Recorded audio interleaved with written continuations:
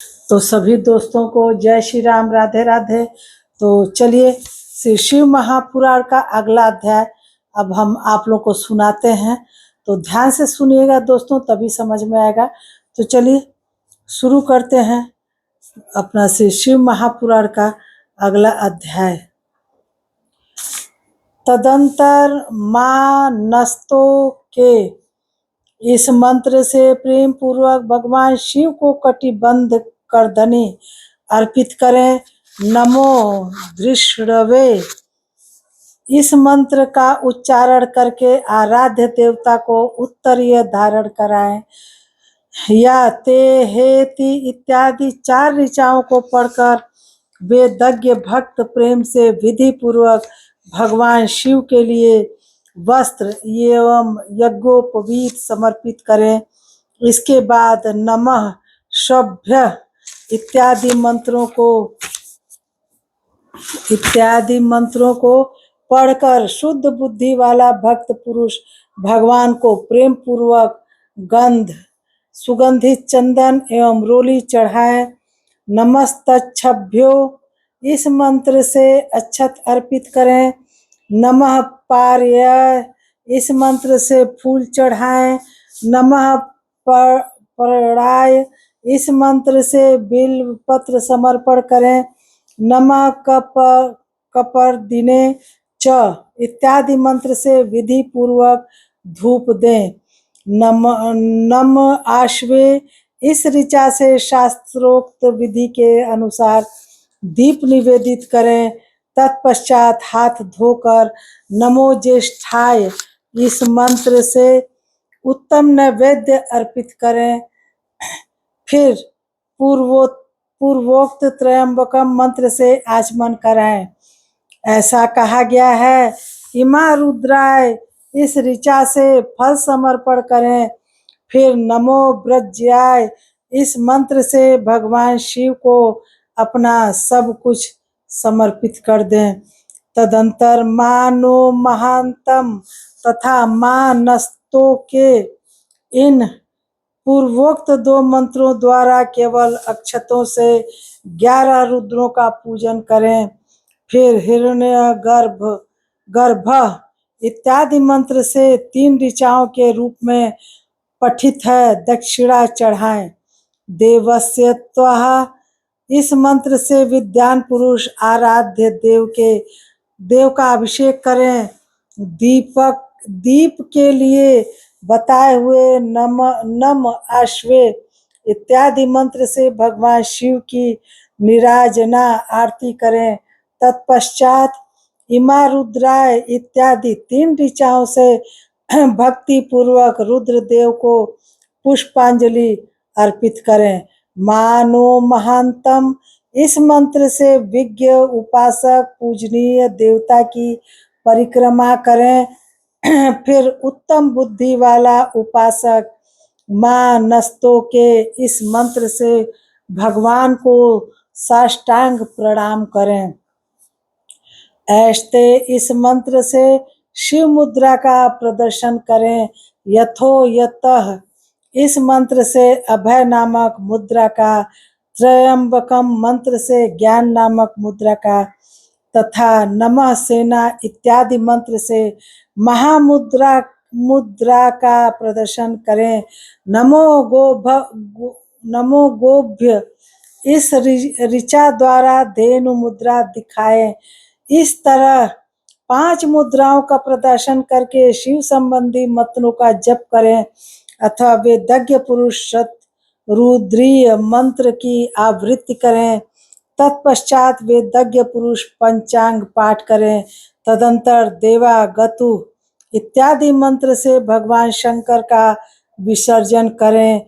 इस प्रकार शिव पूजा की वैदिक विधि का विस्तार से प्रतिपादन किया गया। हे महर्षियों, अब संक्षेप में पार्थिव पूजन की वैदिक विधि को सुने। सद्योजातम। इस ऋचा से पार्थिव लिंग बनाने के लिए मिट्टी ले आए। वामदेवाय मंत्र पढ़कर उसमें जल डालें। जब मिट्टी सन कर तैयार हो जाए तब अघोर मंत्र से लिंग निर्माण करें। फिर तत्पुरुषाय इस मंत्र से उसमें भगवान शिव का विधिवत आह्वान करें। तदंतर ईशान मंत्र से भगवान शिव को वेदी पर स्थापित करें। इनके सिवाय अन्य सब विधानों को भी शुद्ध बुद्धि वाला उपासक संक्षेप से ही संपन्न करें। इसके बाद विद्वान पुरुष पंचाक्षर मंत्र से अथवा गुरु के द्वारा दिए हुए अन्य किसी शिव संबंधी मंत्र से 16 उपचारों द्वारा विधिवत पूजन करें। अथवा भवाय भवनाशाय महादेवाय धीमहि उग्राय उग्रनाशाय सर्वाय शशि मौलिने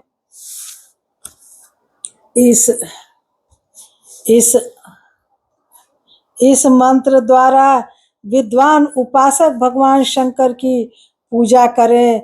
वह भ्रम छोड़कर उत्तम भक्ति से शिव की आराधना करें, क्योंकि भगवान शिव भक्ति से ही मनोवांछित फल देते हैं। हे ब्राह्मणों, यह जो वैदिक विधि से पूजन का क्रम बताया गया है, इसका पूर्ण रूप से आदर करता हुआ मैं पूजा की एक दूसरी विधि भी बता रहा हूँ, जो उत्तम होने के साथ ही सर्वसाधारण के लिए उपयोगी है। हे मुनिवरों, पार्थिव लिंग की पूजा भगवान शिव के नामों से बताई गई है। वह पूजा संपूर्ण अभिष्टों को देने वाली है। मैं उसे बताता हूँ, सुनो। हर महेश्वर शंभु शूलपाणी पिनक धृक शिव पशुपति और महादेव, ये क्रमशः शिव के 8 नाम कहे गए हैं। इनमें से प्रथम नाम के द्वारा अर्थात ओम हराय नमः का उच्चारण करके पार्थिव लिंग बनाने के लिए मिट्टी लाएं।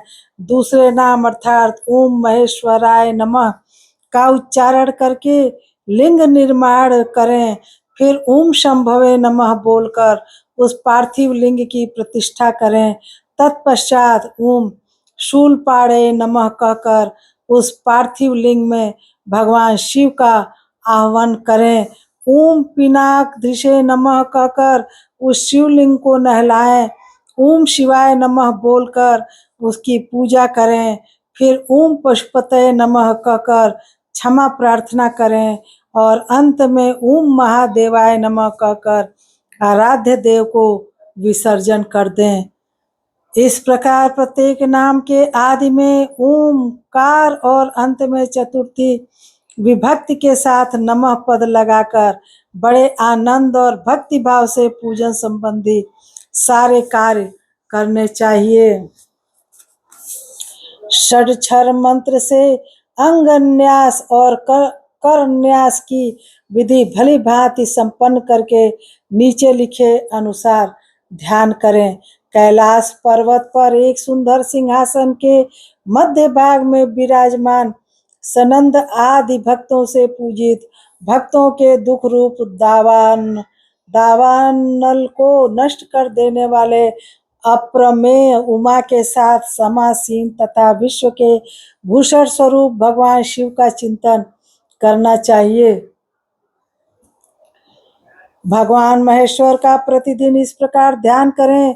उनकी अंग कांति चांदी के पर्वत की भांति गौर है। वे अपने मस्तक पर मनोहर चंद्रमा का मुकुट धारण करते हैं। रत्नों के आभूषण धारण करने से उनका श्री अंग और भी उदासित हो उठा। उनके 4 हाथों में क्रमशः परशु मृग मुद्रा वर एवं अभय मुद्रा सुशोभित है। वे सदा प्रसन्न रहते हैं। कमल के आसन पर बैठे हुए हैं। देवता लोग चारों ओर खड़े होकर उनकी स्तुति कर रहे हैं। उन्होंने वस्त्र के रूप में व्याघ्र चर्म धारण कर रखा है। वे इस विश्व के आदि हैं, बीज कारण रूप है, सबका समस्त भय हर लेने वाले हैं। उनके 5 मुख हैं और प्रत्येक मुख मंडल में 3-3 नेत्र हैं।